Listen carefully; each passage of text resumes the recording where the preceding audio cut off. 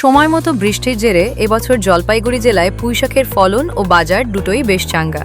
ইতিমধ্যেই জেলার বিভিন্ন প্রান্তে শুরু হয়েছে পুঁইশাক বিক্রি, আর বাজারে দেখা যাচ্ছে ভালো চাহিদা ও দামের জোর। বর্তমানে পাইকারি বাজারে প্রতি কেজি পুঁইশাকের দাম উঠেছে প্রায় 18 থেকে 20 টাকা। জলপাইগুড়ির হলদিবাড়ি বাজার, কাশিয়াবাড়ি স্টেশন বাজার এবং মণ্ডলঘাট স্টেশন বাজার সহ একাধিক এলাকায় জোর কদমে চলছে বিক্রি। চাষিদের মুখেও ফুটেছে হাসি। এবারের আবহাওয়া অনুকূল হওয়ায় ফলন ভালো হয়েছে, আর তার সঙ্গে পাল্লা দিয়ে বেড়েছে বাজার দর। ফলে লাভের আশায় আশাবাদী হয়ে উঠেছেন স্থানীয় কৃষকরা। স্থানীয় চাষি গোবিন্দ সরকার জানান, এখন পুঁইশাকের ভালো দাম পাওয়া যাচ্ছে।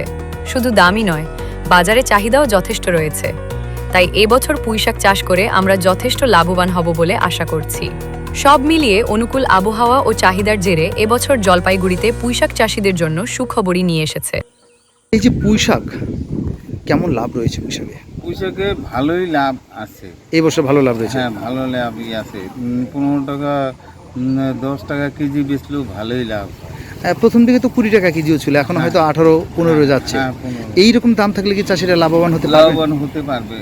পুঁইশাকে অতটা খরচ নেই। খরচ কম হলেও হ্যাঁ, যা উৎপাদন হয় তাতে লাভবান হতে পারে লাভবান যদি এই হয়। বাজার থাকে আর কি। হ্যাঁ, এই বাজার থাকে। এটা তো 1-2 দিন পর পরই কাটা যায়, তাই হ্যাঁ, না? কাটা যায়। বলছিলাম চাহিদা কোনটার বেশি, লালটার না সাদাটার লালটার একটু বেশি চাহিদা। বেশি চাহিদা? হ্যাঁ, 1 বিঘা পুঁইশাক করলে কিরকম লাভবান হওয়া যায় যদি ভালো দাম থাকে? ভালোই লাভবান হয়। আমি অতটা মানে মানে মোটামুটি চাষিরা খুশি আর কি চাষ করে। হ্যাঁ, হ্যাঁ। কি নাম আপনার? গোবিন্দ সরকার।